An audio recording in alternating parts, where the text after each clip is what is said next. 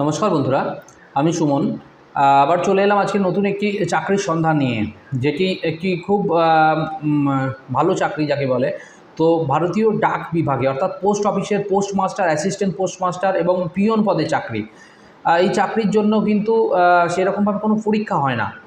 তো সেটা নিয়ে আমি বিস্তারিত আলোচনা করব। তবে তার আগে বলি, যারা আমার এই চ্যানেলে নতুন দেখছো, তারা কিন্তু বিভিন্ন শিক্ষা ও চাকরি সংক্রান্ত সমস্ত তথ্যের জন্য কিন্তু আমার এই চ্যানেলটি সাবস্ক্রাইব করবে এবং সাথে থাকবে। তো আসবো বিস্তারিত যে চাকরির বাজার, এখন বর্তমান যে চাকরির বাজার, সেক্ষেত্রে কিন্তু খুবই খারাপ অবস্থা।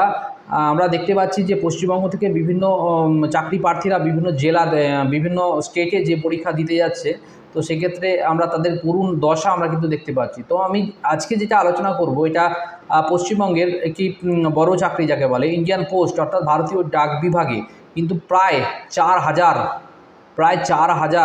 চাকরি হতে চলেছে। সম্ভবতী ভারতীয় পোস্ট সূত্রে যা জানা যাচ্ছে যে আগামী আগস্ট মাস নাগাদ তারা এই বিজ্ঞপ্তি বের করতে চলেছে। সেক্ষেত্রে ভারতীয় ডাক বিভাগের অ্যাসিস্ট্যান্ট পোস্টমাস্টার, সাব পোস্টমাস্টার যেটা, এবং পিয়ন হিসাবে, ব্রাঞ্চ পোস্টমাস্টার হিসাবে এবং পিয়ন হিসাবে কিন্তু এই পোস্টের চাকরি হবে। তবে সবথেকে বড় যেটা খবর, এটা হচ্ছে যে এই পদের কোনো কিন্তু রিটেন পরীক্ষা হবে না।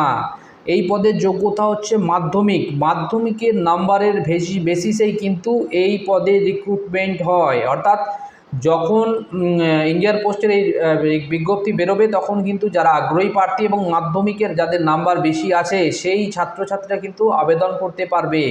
মাধ্যমিকের নাম্বারের বেসিসেই কিন্তু এই চাকরি হয়। এক্ষেত্রে কিন্তু কোনো রিটেন পরীক্ষা বা কোনো মৌখিক পরীক্ষা হয় না। সেক্ষেত্রে শুধুমাত্র মেধা তালিকা বেরোবে মাধ্যমিকের নাম্বারের বেসিসে, এবং তারপর ডকুমেন্ট ভেরিফিকেশন হবে এবং তারপর চাকরিতে কিন্তু জয়েন হবে।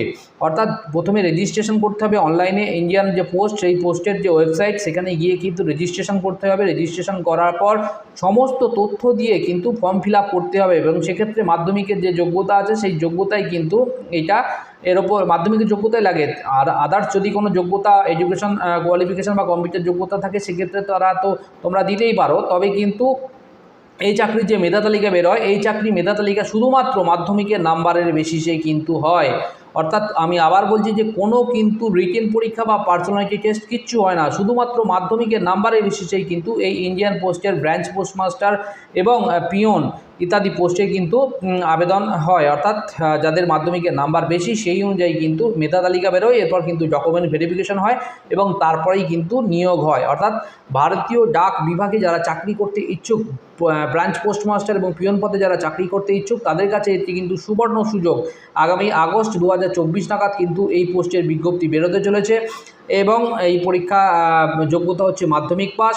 এতে কিন্তু কোনো রিটেন পরীক্ষা হয় না বা পার্সোনালিটি টেস্ট হয় না। মাধ্যমিকের যোগ্যতার ভিত্তিতেই কিন্তু এই পরীক্ষার মেধা তালিকা বের হয় এবং পোস্টে মেধা তালিকা বের হয়, এবং এরপর কিন্তু ডকুমেন্ট ভেরিফিকেশন হয় এবং তারপর কিন্তু চাকরিতে নিয়োগ দেয়।